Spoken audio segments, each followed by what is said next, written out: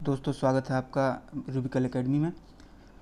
तो जैसा कि आप जानते हैं कि कई कॉम्पिटिटिव एग्ज़ाम्स के लिए बेसिक लेवल का जो साइंस है क्लास 6, 7, 8, 9 का, वो काफ़ी इम्पॉर्टेंट है और काफ़ी बेसिक क्वेश्चंस उससे उठ के आते हैं। तो अब हम डिस्कस करेंगे, बारी बारी से हम चैप्टर्स स्टार्ट करते हैं क्लास 6 एनसीईआरटी का, और उसमें जो भी चीज़ें जो कॉम्पिटिटिव एग्ज़ाम्स के लिए ज़रूरी हैं, इंपॉर्टेंट हैं, वो हम इसको बहुत ही सिंपल और बहुत ही तेज़ी से उसको पढ़ेंगे। तो जैसा कि बहुत कुछ इसमें पढ़ने के लिए इन चैप्टर्स में नहीं है, तो लेकिन जो जो पॉइंट्स ज़रूरी है, जो हमारे एग्ज़ाम्स में आते हैं, हम उन्हीं को बिना टाइम वेस्ट किए, बिना ज़्यादा टाइम दिए स्टार्ट करेंगे। एक चीज़ और मैं आपको बता देना चाहता हूँ कि आपने और कई यूट्यूब पे ऐसे वीडियोस देखे होंगे जो क्लास 6 के या 7 के एनसीईआरटी में ऐसे पढ़ाए जा रहे हैं, लेकिन या तो वो वीडियो बहुत बड़े हैं और उनकी ज़रूरत नहीं है इतने, या उसमें कंटेंट अच्छे नहीं है, और या वीडियो अगर बहुत छोटे हैं तो उसमें जो हमारे कॉम्पिटिटिव एग्ज़ाम्स के लिए ज़रूरी है वो कंटेंट नहीं है। तो इस वीडियो में आपको बहुत ही लिमिटेड टाइम में और जो बहुत इंपॉर्टेंट हैं, जो एग्ज़ाम्स में पूछे गए हैं, वो पढ़ाऊँगा। तो चलिए स्टार्ट करते हैं। पहला चैप्टर है जो हमारा इंट्रोडक्टरी चैप्टर है, फूड, और where does it come from. तो बहुत इसमें इस चैप्टर में बहुत इंपॉर्टेंट पॉइंट्स नहीं हैं, तो बारी बारी से हम देखते हैं। जैसे कि आप देख ही रहे होंगे कि इसमें दिया हुआ है कि इंग्रेडिएंट्स क्या हैं। तो आप जानते ही हैं कि जो भी डिश बनती है उसमें जो जो कंटेंट्स होते हैं जिससे बनी रहती है। जैसे ये आप देख सकते हैं कि रोटी चपाती किस चीज़ से बना है, आटा, वाटर, पल्सेस, दाल किस चीज़ से बनी है। तो ये उतना इम्पोर्टेंट नहीं है। देखते हैं आगे क्या है। अब आगे आप जैसे पिक्चर्स में देख सकते हैं कि सोर्सेस ऑफ फूड में क्या है। सोर्सेस ऑफ फूड में इसमें आपको पैडी दिख रहा है, यहाँ एक बुलेट कार्ड दिख रहा है। तो ये सब इम्पॉर्टेंट नहीं है। यहाँ आप देख सकते हैं कि प्लांट सोर्सेस में क्या क्या है, एनिमल सोर्सेस में क्या है। तो एनिमल सोर्सेस में क्या है, एनिमल सोर्सेस में मीट है, मीट प्रोडक्ट्स हैं, एग है। तो ये सब एनिमल सोर्सेस में आते हैं। तो ये सब पॉइंट्स कहीं कॉम्पिटिटिव एग्ज़ाम में पूछे नहीं जाएंगे। ये एक नोट करने की इसमें चीज़ है, ये डायग्राम। तो यहाँ हम देख सकते हैं कि क्या प्लांट के कौन कौन से पार्ट हैं जो खाए जाते हैं। जैसे फ्लावर, तो कई प्लांट्स हैं, कई वेजिटेबल्स हैं जिसका हम लोग फ्लावर खाते हैं। फिर फ्रूट है, फिर स्टेम है, लीफ है। और ये फ्लावर, फ्रूट, स्टेम, लीफ जितने भी अपर पार्ट हैं, ये सारे मिलके बनाते हैं शूट सिस्टम। और जो रूट्स, प्राइमरी रूट हो या सेकेंडरी रूट हो, जो सॉइल के नीचे वाले पार्ट हैं बेसिकली, तो वो मिलके बनाते हैं रूट सिस्टम। तो ये एक इसमें थोड़ा सा नोट करने का है। हालांकि क्वेश्चन यहाँ से भी नहीं बनते हैं। आगे देखते हैं क्या है चैप्टर्स में। आप यहाँ पे देख सकते हैं जैसे कि ये स्प्राउट्स दिया गया, ये चना है, बेसिक ग्राम, और ये उसको भिगोने से कुछ दिन बाद में जो स्प्राउट्स निकलते हैं, जो जर्मिनेट करने लगते हैं सीड्स, उसको स्प्राउट्स कहते हैं। तो ये उसका एक पिक्चर दिया हुआ है। हालांकि आप इसको जानते ही होंगे, बहुत बेसिक चीज़ें हैं। ये बीहाइव है, मधुमक्खी का छत्ता जिसे कहते हैं, उसमें से शहद निकलता है, हनी। और हनी एक बहुत ही अच्छा एनिमल प्रोडक्ट है जो काफ़ी लोग इसको यूज़ करते हैं, काफ़ी इसका मेडिसिनल यूज़ भी है। आगे देखते हैं।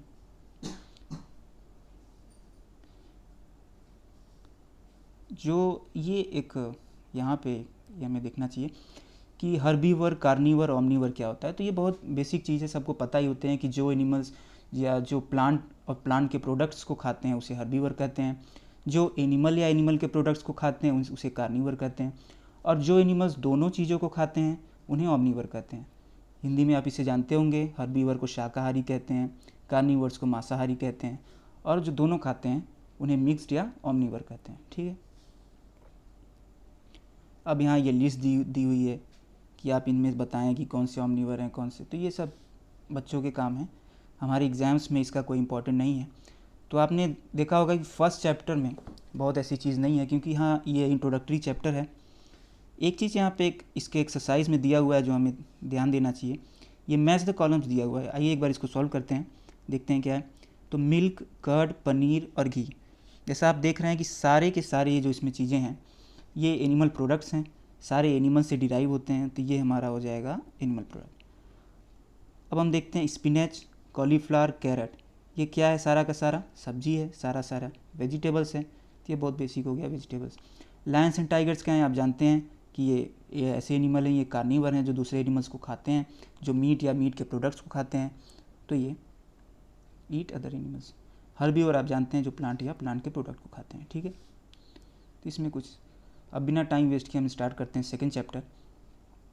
तो सेकेंड चैप्टर में ऐसा है जो जहाँ से क्वेश्चंस थोड़े बहुत बनते हैं, तो हम लोग स्टार्ट करते हैं सेकेंड चैप्टर।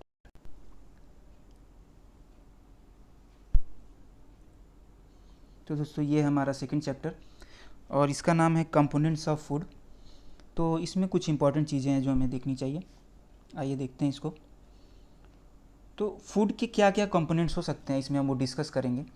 तो जो सबसे बेसिक चीज़ है जो क्वेश्चन उठ के आता है कि न्यूट्रिएंट्स क्या होता है। तो न्यूट्रिएंट्स क्या होते हैं दोस्तों, तो जो भी हम लोग फूड जो खाते हैं उसमें कुछ कंपोनेंट्स होते हैं। तो उन कंपोनेंट्स को हम लोग, कंपोनेंट्स मतलब फूड के कई पार्ट होते हैं जिनसे मिलके वो एक पर्टिकुलर फूड बना होता है, तो उसको हम लोग न्यूट्रिएंट्स कहते हैं। अभी आगे समझेंगे क्या चीज़ है। तो ये इसमें लिखा हुआ है कि this components of food are called as nutrients. क्या मेजर न्यूट्रिएंट्स होते हैं वो हम लोग देखते हैं। वो है carbohydrate, protein, fat, vitamin, minerals. ये कुछ बेसिक फूड के कंपोनेंट हैं, फूड के पार्ट हैं, फूड के भाग हैं जो हमें खाने से मिलते हैं, जिन्हें हम न्यूट्रिएंट्स कहते हैं। कोई भी आप फूड खाएंगे उसमें या तो आपको कार्बोहाइड्रेट मिलेगा, प्रोटीन मिलेगा, फैट मिलेगा, विटामिन, या ये सारी एक साथ भी मिल सकती हैं। कुछ एक्स्ट्रा चीज़ें हैं जैसे कि डाइटरी फाइबर्स और वाटर, ये भी फूड में होता है। जानते हैं आप, कई फ्रूट्स हैं लगभग सारे में ही वाटर कंटेंट होता है, कम या ज़्यादा। अब आगे जो क्वेश्चन जो इसमें जो बन सकता है वो हम लोग ध्यान देंगे कि इसमें आगे टेस्ट दिए हुए हैं कि जो भी डिफरेंट कंपोनेंट्स है फूड के, जैसे कार्बोहाइड्रेट हो गए, प्रोटीन हो गए, तो कुछ बहुत ही बेसिक टेस्ट दिए हुए हैं बच्चों के लिए कि वो कैसे पहचानेंगे कि वो उसमें क्या है, कौन सा कंपोनेंट है। तो सबसे पहले है टेस्ट ऑफ स्टार्च। स्टार्च पता करने के लिए कौन सा टेस्ट है। तो हमेशा से हम जानते हैं कि ये आपने कई बार सुना भी होगा कि स्टार्च के लिए आयोडीन टेस्ट किया जाता है। कुछ ड्रॉप्स आयोडीन डालते हैं तो वो ब्लू ब्लैक कलर में बदल जाता है। जो भी फूड प्रोडक्ट है जिसमें स्टार्च पाया जाता है, अगर उसके ऊपर ड्रॉपर से 2-3 ड्रॉप आयोडीन डाला जाए तो वो ब्लू ब्लैक कलर में चेंज हो जाता है। वही चीज़ यहाँ पे दिया हुआ है, वही पूरा एक्सप्लेन किया हुआ है कि कोई भी हम ऐसा फूड लेंगे जिसमें, ये पिक्चर आप देख सकते हैं कि कोई भी हम फूड या फूड का प्रोडक्ट लेंगे जिसमें स्टार्च या कार्बोहाइड्रेट है, उसके ऊपर ड्रॉपर से आयोडीन डालेंगे, आयोडीन का सॉल्यूशन दिया हुआ है, तो वो ब्लू ब्लैक कलर में चेंज हो जाएगा। सबसे इंपॉर्टेंट, सबसे बेसिक चीज़ जो क्वेश्चन में पूछता है वो पोटैटो है। पोटैटो में काफ़ी ज़्यादा अमाउंट में स्टार्च पाया जाता है, तो ये टेस्ट पोटैटो के साथ सबसे अच्छे से पॉजिटिव आता है। सेकंड टेस्ट है हमारा प्रोटीन के लिए टेस्ट, बहुत ही बेसिक प्रोटीन के लिए टेस्ट है। तो प्रोटीन के लिए 2 केमिकल्स हैं जिनका हम याद रखेंगे नाम, जिनके लिए जिससे ये टेस्ट होता है, प्रोटीन का टेस्ट पर प्रोटीन है। तो प्रोटीन के लिए जो टेस्ट है इसमें देखेंगे, तो इसमें हम ये देखेंगे कि जो प्रोटीन के लिए टेस्ट है उसमें 2 रिएजेंट्स हैं जो यूज़ किए जाते हैं, जिसमें से पहला है कॉपर सल्फेट और उसके बाद यूज़ करते हैं कॉस्टिक सोडा। तो कॉपर सल्फेट का फॉर्मूला होता है CuSA4 और ये एक दूसरा जो यूज़ करते हैं जो सोडा होता है, बाइकार्बोनेट्स होते हैं। तो कोई भी ऐसा फूड प्रोडक्ट है जिसमें अगर प्रोटीन पाया जा रहा है तो उसमें हम लोग कॉपर सल्फेट और उसके बाद कॉस्टिक सोडा के कुछ ड्रॉप्स डाल देंगे टेस्ट ट्यूब में, तो वो हमें एक वॉयलेट कलर का हमें प्रोडक्ट मिल जाएगा। तो वॉयलेट कलर का प्रोडक्ट ये दर्शाता है, ये बताता है कि उस फूड आइटम में प्रोटीन है। तो ये बहुत ही सिंपल प्रोटीन का टेस्ट हो गया। यहाँ टेबल बना हुआ है जिससे हम देख सकते हैं कि कौन कौन से फूड प्रोडक्ट ऐसे टेस्ट करने हैं, जो बच्चों के लिए एक एक्टिविटी दी हुई है कि उसमें इसी तरीके से टेस्ट करने कि इसमें स्टार्च है, कि इसमें प्रोटीन है। एक लास्ट और बहुत ही सिंपल सा टेस्ट है, टेस्ट फॉर फैट्स। आप जानते हैं कि कोई, आपने नॉर्मली भी ऑब्जर्व किया होगा कि कोई भी चीज़ जिसमें तेल होता है, फैट होता है, तो अगर वो कहीं गलती से पेपर पे, किसी भी तरह का पेपर या न्यूज़पेपर किसी पे गिर जाता है, तो आपने नोटिस किया होगा कि ये एक ट्रांसलूसेंट और ओपेक सा एक उस पर धब्बा बन जाता है। तो जिससे लोग कहते हैं कि हाँ ये इस पर तेल गिरा हुआ है या इस पर फैट गिरा हुआ है। बहुत ही बेसिक सा वही यहाँ पे टेस्ट है, वही टेस्ट इसमें दिया हुआ है कि आप कोई एक पेपर का टुकड़ा लीजिए और उस पर आप उसको रख देंगे, ये फूड प्रोडक्ट डाल देंगे जिसमें फ़ैट है, तो एक ऑयली सा उस पर पैच बन जाएगा। आप ये देख रहे हैं, इस पर एक ऑयली सा पैच बन जाएगा, लिखा हुआ है, तो उससे टेस्ट कंफर्म हो जाएगा कि फ़ैट है। ये सारे टेस्ट बहुत ही बेसिक लेवल के टेस्ट हैं, चूँकि क्लास 6 की बात हो रही है तो सारे बेसिक टेस्ट हैं। अब आगे हम देखते हैं कि यहाँ पे जैसे पिक्चर्स में दिए हुए हैं कि क्या सोर्सेस हैं। कुछ सोर्सेस जो कार्बोहाइड्रेट्स के हैं, तो हम जानते हैं कि कार्बोहाइड्रेट्स में मेनली हमारे शुगर्स पाए जाते हैं, जो भी ग्लूकोज, फ्रक्टोज, ये सारे शुगर होते हैं। तो वीट, राइस, बाजरा, जितने भी तरह के हमारे वीट ग्रेन्स हैं जो इंडिया में जो बेसिकली खाते हैं, जैसे रोटी हो गया, चावल हो गया, तो सारे में लगभग कार्बोहाइड्रेट्स पाया जाता है। दूसरा चीज़ कि क्या फ़ैट के क्या सोर्सेस हैं, फ़ैट के क्या सोर्सेस हैं, फ़ैट के ऐसे सोर्सेज जो प्लांट सोर्सेस हैं, ऐसे फ़ैट जो हमारे प्लांट से मिलते हैं। दूसरा ऐसे फ़ैट जो हमारे एनिमल से मिलते हैं। तो हम जानते हैं फ़ैट जो प्लांट से मिलते हैं वो बेसिकली क्या है, तेल है, घर में यूज़ करते हैं, सोयाबीन का तेल, मस्टर्ड का तेल, सनफ्लावर का तेल। जो काजू बादाम ग्राउंडनट है, जानते हैं कि ग्राउंडनट में भी तेल पाया जाता है, काजू बादाम में भी तेल होते हैं। तो ये सारे प्लांट के प्रोडक्ट्स हैं जिससे फ़ैट मिलता है। तेल का संबंध यहाँ फ़ैट से है। अब एनिमल के क्या सोर्सेस हैं जिनमें ऑयल मिलता है, फ़ैट मिलता है, हम जानते हैं घी हो गया, बटर हो गया, ये सारे क्या हैं, एनिमल प्रोडक्ट्स में, एनिमल से मिलते हैं। यहाँ पे फ़िश दिया हुआ है, मीट दिया हुआ है, तो ये सारे ऐसे फ़ैट के प्रोडक्ट्स हो गए जो हमारे एनिमल सोर्सेस से आते हैं। तो ये एनिमल सोर्सेस में आ गए।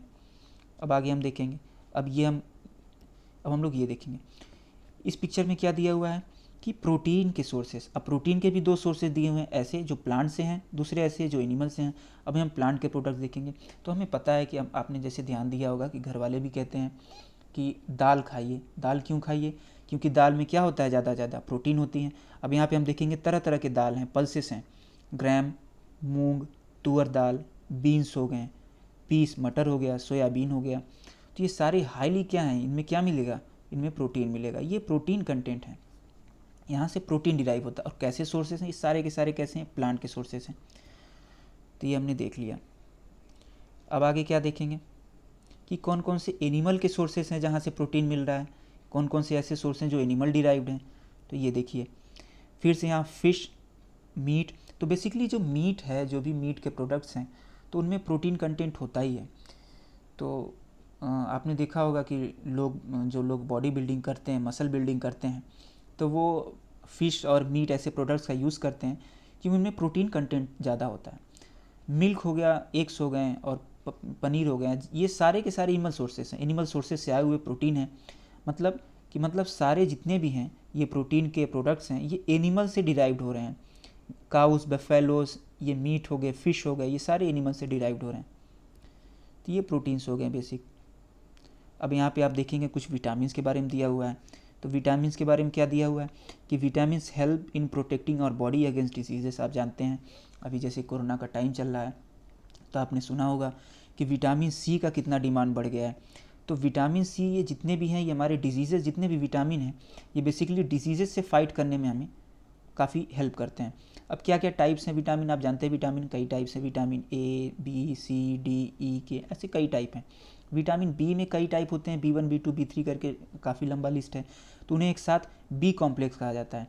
अभी हम कुछ पिक्चर्स देख लेते हैं। जैसे ये विटामिन ए के सोर्सेस हो गए, कैरेट हो गया, मेनली कैरेट काफ़ी पूछा जाता है, तो कैरेट विटामिन ए का सोर्स हो गया। फिर विटामिन बी के क्या सोर्सेस हो गए, विटामिन बी के सोर्सेस नॉर्मल व्हीट ग्रेन्स हैं, और कुछ एनिमल सोर्स में कुछ लीवर पार्ट जो होता है एनिमल्स का, तो वो काफ़ी ज़्यादा रिच होता है विटामिन बी में। विटामिन सी में जानते हैं साइट्रस फ्रूट, सी से विटामिन सी और सी से साइट्रस फ्रूट्स मतलब जो थोड़े खट्टे फ्रूट्स होते हैं, जैसे लेमन हो गया, टोमेटो हो गया और ऑरेंज हो गया। तो ये ग्रीन लीफी वेजिटेबल्स हो गए, ग्रीन हरे सब्जियां हो गई, तो उसमें विटामिन सी होता है। तो ये सारे विटामिन सी वाले हो गए। विटामिन डी फॉर ऐसे मेरा तो ऐसे याद करने का तरीका है कि विटामिन डी और डी से आपको याद करना चाहिए हड्डियाँ, बोन्स।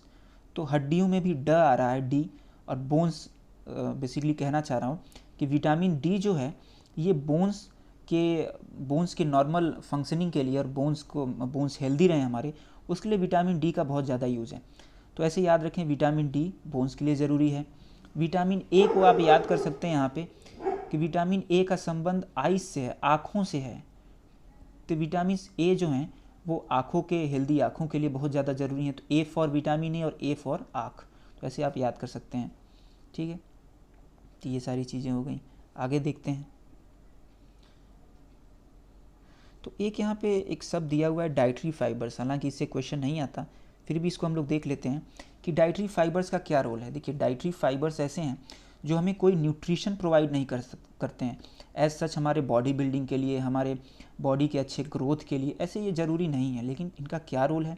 इनका रोल ये है, यहाँ पे लिखा हुआ है, डाइटरी फाइबर जिन्हें रफेज भी कहते हैं, ये हमारे बॉडी के बल्क बनाते हैं। आप इसमें पढ़ेंगे तो इसमें लिखा हुआ है कि बॉडी को बल्क बनाते हैं, मतलब जो हम कंटेंट जो हम जितना खाते हैं, तो ये बस एक मास उन्हें प्रोवाइड करते हैं, कि एक हैवीपन प्रोवाइड करते हैं। जैसे आप लिक्विड ले रहे हैं तो कुछ बॉडी में सॉलिड चीज़ें भी जाएं, सॉलिड फॉर्म में भी जाएं, जिससे जो स्टूल पास हो, एक्सक्रीटा पास हो, वो सॉलिड हो। तो बस ये एक बल्क प्रोवाइड करते हैं और एज सच इनका कोई रोल नहीं है। ये अनडाइजेस्टेड ऐसे ही बाहर निकल जाते हैं। यहाँ पर देखिए लिखा हुआ है कि this helps our body get rid of undigested waste. तो ये सारी चीज़ें हो गई, और आगे इनमें जो इम्पोर्टेंट है हम देखते हैं, जो मेनली इम्पोर्टेंट है इसमें, जहाँ से क्वेश्चन बनते हैं। अब ये एक डेफिनीसन हो गई जो आपको पता रहना चाहिए, ये नॉर्मल जानने वाली चीज़, इससे कोई क्वेश्चन नहीं बनेगा। बैलेंस डाइट क्या है? तो बैलेंस डाइट वही डाइट है जिसमें ये सारे जितने न्यूट्रिएंट्स हमने पढ़े हैं, कौन कौन से nutrients, carbohydrate, protein, fat, vitamin, mineral, ये सारे एक निश्चित अमाउंट में हमें मिले, एक बराबर अमाउंट में मिले, तो ऐसे डाइट को हम कहते हैं बैलेंस डाइट। नाम से ही समझ में आ रहा है कि बैलेंस्ड होगा, आपने सुना होगा, इसमें कोई जानने वाली चीज़ नहीं है। फिर जो मोस्ट इम्पॉर्टेंट इस चैप्टर का जो जिससे क्वेश्चन बनता है वो है ये पार्ट, जिसका है नाम है डेफिशिएंसी डिजीज़ेस। जो डिजीज़ेस जो हमारे में हम लोग में होती हैं, जो इन कंपोनेंट्स ऑफ फूड की कमी से होती हैं या ज़्यादा होने से होती हैं, ऐसी डिजीज़ेस को हम देखेंगे। इसके अंदर लिखा हुआ डेफिशिएंसी डिजीज़ेस। मेनली जो न्यूट्रिएंट्स की कमी से डिजीज़ होगी उसे कहते हैं डेफिशिएंसी डिजीज़। डेफिशिएंसी मतलब होता है कमी। तो ऐसी डिजीज़ेज़ हैं, इसमें एक लंबा लिस्ट है, आइए इसको आगे देखते हैं। सबसे इम्पॉर्टेंट जो इस पूरे चैप्टर में, जो पहले और दूसरे चैप्टर्स में मैं आपको बता दूं मिला के पूछा जाता है, और बहुत ही ज़्यादा इम्पॉर्टेंट ये टेबल है दोस्तों। ये टेबल बहुत इम्पॉर्टेंट है। इसी टेबल से सारे लगभग एग्जाम्स में क्वेश्चन पूछे जाते हैं। तो इस टेबल को बहुत ही ध्यान से हम लोग को पढ़ेंगे और इसको याद करेंगे। ये बिल्कुल याद हो जाना चाहिए, क्वेश्चन यहीं से बनेगा। बाकी सारी ऊपर चीज़ें बेसिक नॉलेज के लिए थी, क्वेश्चंस उतने ज़्यादा वहाँ से नहीं बनते। हमें ध्यान देना पड़ेगा कि हम वही ज़्यादा पढ़ें जिससे हमें क्वेश्चन बने, जिससे हमारा काम हो। तो आप यहाँ पे देख रहे हैं ये डेफिशिएंसी डिजीज़ेज़ हैं, मतलब जो हमारे बेसिक कंपोनेंट्स ऑफ फूड थे उनकी कमी से होने वाले डिजीज़ेज़। स्टार्ट करते हैं, विटामिन ए से दिया हुआ है, हम ये देखेंगे। तो विटामिन ए की कमी की वजह से जो दिक्कत होती है वो है लॉस ऑफ विज़न। मतलब विज़न मतलब होता है कि देख पाना। तो विटामिन ए की कमी से ऐसी बीमारियां होती हैं, जैसे हो गया नाइट ब्लाइंडनेस। आपने सुना होगा कि देख नहीं पा रहे, रात में नहीं देख पा रहे हैं, दिन में नहीं देख पा रहे हैं। तो ना देख पाने की जो बीमारियां हैं, लॉस ऑफ विज़न, जो विज़न चला जा रहा है, तो वो विटामिन ए की कमी से हो रहे हैं। सिम्टम्स मतलब लक्षण, सिम्टम्स मतलब होते हैं लक्षण। क्या लक्षण ऐसे पेशेंट्स में, ऐसे लोगों में दिख रहा है? वो है पुअर विज़न, लॉस, अच्छे से देख नहीं पा रहे हैं, आधी अधूरी देख पा रहे हैं, डार्क में मतलब अंधेरे में नहीं देख पा रहे हैं, या कभी कभी अगर बहुत ज़्यादा कमी है तो पूरी की पूरी तरह से देख नहीं पा रहे हैं। ये हो गया विटामिन ए। मैंने पहले भी आपको बताया था कि अगर आपको याद करने का एक तरीका जानना है तो मैं ऐसे याद किया हूँ मैं इसको, कि विटामिन ए, तो ए फॉर विटामिन ए और ए फॉर आँखें। आँखें मतलब आइस, तो ए से है, आप ऐसे याद रख सकते हैं कि विटामिन ए का रोल हमारे हेल्दी आँखों के लिए है, और अगर विटामिन ए की कमी होगी तो आँख से रिलेटेड बीमारियाँ होंगी। तो याद हो गया। विटामिन बी1 का नाम दिया हुआ है, तो बी1 की कमी से होने वाली बीमारी बेरी, बी फॉर बी1, बी फॉर बेरी। इसमें क्या लक्षण दिखेंगे? मसल्स कमज़ोर हो जाएंगे हमारे, और हम जल्दी से थक जाएंगे। हमारे मसल्स में अगर एनर्जी नहीं रहेगी तो हमें जल्दी थकान होगी। अगला देखते हैं विटामिन सी। आप देखेंगे विटामिन सी में सी आ रहा है, इसकी वजह से जो बीमारी हो रही डेफिशिएंसी डिजीज़, उसका नाम है स्कर्वी। स्कर्वी में भी सी आ रहा है। आप बोलेंगे जैसे स्कर्वी तो आपको स्पेलिंग याद आएगा, स्कर्वी में सी आ रहा है, तो इसको आप ऐसे याद रख सकते हैं। अब विटामिन सी की कमी से क्या होगा कि हमारे गम में, मसूड़ों में ब्लीडिंग होने लगेगा, और अगर कोई घाव हुआ है तो उसे सही होने में ज़्यादा टाइम लग जाएगा। आप कोरोना का काल चल रहा है, कोरोना पीरियड में भी आपने सुना होगा कि विटामिन सी का कितना ज़्यादा रोल है। कोई भी अंदर इन्फेक्शन या कोई भी घाव को भरने में हमारे विटामिन सी का बहुत ज़्यादा रोल होता है। और ये जो सबसे ज़्यादा पूछा जाने वाला क्वेश्चन है स्कर्वी, इसको ध्यान देंगे। विटामिन डी, जैसा मैंने आगे आपको बताया कि डी फॉर विटामिन डी और डी फॉर हड्डियाँ, ऐसे हम लोग याद रखेंगे। तो विटामिन डी का रोल हड्डियों के डेवलपमेंट के लिए, हमारी हड्डी अच्छे से बने, स्वस्थ रहे, उसके लिए बहुत ज़रूरी है। तो उसके बोन्स के लिए हमारे ज़रूरी है। जो बीमारी होता है बच्चों में, आपने सुना होगा रिकेट्स होता है, ये याद रखेंगे। रिकेट्स बच्चों में विटामिन डी की कमी की वजह से होता है। अगला देखते हैं कैल्शियम। हम जानते हैं हमारे जो हड्डियां हैं बेसिकली और जो दांत हैं वो कैल्शियम से बने हुए हैं। तो बच्चों को दूध भी इससे ज़्यादा दिया जाता है क्योंकि दूध में क्या पाया जाता है, कैल्शियम। तो जो कैल्शियम की कमी से जो बीमारियां होंगी वो हड्डी और दांतों से रिलेटेड होंगी। तो क्या हो जाएगा, हड्डियाँ कमज़ोर हो जाएंगी, वीक बोन्स, या तो जो हमारे दांत हैं वो गलने जल्दी चालू हो जाएंगे, दांतों में सड़न हो जाएगी। ये सारी चीज़ें कैल्शियम की वजह से, कैल्शियम की कमी से होंगी। अगला है आयोडीन। आप जानते हैं आयोडीन की वजह से गोइटर हो जाता है। आयोडीन की कमी से या बहुत ज़्यादा आयोडीन लेने से भी गोइटर हो जाता है। गोइटर को हिंदी में कहते हैं घेंघा। क्या होता है इसमें जो गले हैं, गले के बेसिकली अंदर ग्लैंड्स पाए जाते हैं, तो उनमें सूजन हो जाता है। स्वोलन लिखा है, अपीयर स्वोलन। तो ये आयोडीन की कमी से होता है। और अभी आयोडीन का बेसिक रोल है पूरे बॉडी में, मेटाबॉलिक रोल है, तो उसकी वजह से भी बीमारी देखी जाती हैं। अगला सबसे ज़रूरी है आयरन। आयरन की वजह से हम जानते हैं कि अनीमिया हो जाती है। आयरन का बहुत ही इम्पॉर्टेंट रोल है कि जो हमारे अंदर आरबीसी होती है, आप जानते होंगे रेड ब्लड सेल होती है, तो आयरन का बहुत ही इंपॉर्टेंट रोल होता है वो प्रॉपर आरबीसी हमारे अंदर काम करें, प्रॉपर अमाउंट में हो। तो अगर आयरन की कमी हो जाएगी तो आरबीसी के फंक्शनिंग में कमी हो जाएगी, आरबीसी के नंबर में कमी हो जाएगी, और उसकी वजह से एक बीमारी होती है जिसे कहते हैं अनीमिया। ऐसे लोग बहुत जल्दी थक जाते हैं, इसलिए देखिए यहाँ पे लक्षण में क्या दिया हुआ है, वीकनेस। तो दोस्तों ये जो पूरा का पूरा चार्ट था ये बहुत इंपॉर्टेंट है। यहीं से ही बल्कि मैं कहूँगा कि क्वेश्चन बनते हैं, तो ये बिल्कुल हमारे ज़ुबान पे होने चाहिए। एक बार बहुत जल्दी से इसको रिवाइज़ कर लेते हैं, पूरा का पूरा देख लेते हैं क्या है। हाँ दोस्तों, तो एक बार हम लोग रिवाइज़ कर लेते हैं, जल्दी से देख लेते हैं जो इम्पोर्टेंट चीज़ है। तो ये चार्ट में एक बार फिर से रिवाइज़ करा देता हूँ। तो जैसा मैंने बताया, मैं फिर से बता देता हूँ कि विटामिन ए की कमी से, ए फॉर विटामिन ए, और ए फॉर मैंने बताया आँख। तो विटामिन ए की कमी से जो दिक्कतें होंगी वो आँख में दिक्कत होगी, अच्छे से देख नहीं पाएंगे, और ये सारी चीज़ें। विटामिन बी से B1 और बी से कॉज होने वाली बीमारी बेरी। विटामिन सी, तो सी से मैंने बताया, आप याद रखेंगे, सी से विटामिन सी, और सी से बीमारी होने वाली स्कर्वी हालांकि सी से नहीं है, लेकिन इसमें जो दूसरा लेटर है सी, उसे याद रखेंगे कि स्कर्वी सी। विटामिन डी मैंने बताया, डी से विटामिन डी और डी से हड्डियाँ, तो विटामिन डी की कमी से हड्डियाँ हमारी कमज़ोर हो जाएंगी और रिकेट्स हो जाएगा, बच्चों में रिकेट्स हो जाता है जो विटामिन डी कमी से। कैल्शियम मैंने बताया कि कैल्शियम से हमारी हड्डियाँ बनी हैं और दांत भी बने हैं, तो कैल्शियम की कमी से जो बीमारी होगी हमारे दांत में और हड्डियों में होगी। आयोडीन की कमी से मैंने बताया ग्वाइटर हो जाता है, घेंगा जिसे कहते हैं हिंदी में, ये हो जाएगा। और आयरन की कमी से मैंने बताया कि हमारी बॉडी के अंदर रेड ब्लड सेल्स होते हैं, आरबीसी, तो आयरन उनके लिए ज़रूरी होता है, आरबीसी प्रॉपरली बन पाएँ उसके लिए आयरन ज़रूरी होता है। और अगर आयरन की कमी हो गई तो ये एनीमिया नाम की एक बीमारी हो जाती है। तो दोस्तों ये था पूरा का पूरा पहला और दूसरा चैप्टर जहाँ से क्वेश्चंस बनते हैं, और इससे ज़्यादा मुझे लगता है कि आप अपने अगर ये एक बार पढ़ लिया तो इससे ज़्यादा पढ़ने की कोई ज़रूरत नहीं है, और यही है पूरा। और जितने भी कॉम्पिटिटिव एग्ज़ाम हैं उसमें इससे ज़्यादा कुछ नहीं आएगा उठ के, तो ये आप एक बार अच्छे से देख लीजिएगा। अगर आपको ये पसंद आए तो आप ज़रूर सब्सक्राइब करके जाएं, चैनल लाइक करके जाएं, इससे हमें और हौसला मिलता है आगे वीडियो बनाने का। और धीरे धीरे बारी बारी हम पूरा कवर करेंगे, पूरा 6th का साइंस, फिर 7th का स्टार्ट करेंगे, ऐसे 8th का, और बेसिक लेवल का साइंस पूरा ही जल्दी देखेंगे। तो बहुत बहुत धन्यवाद आपका।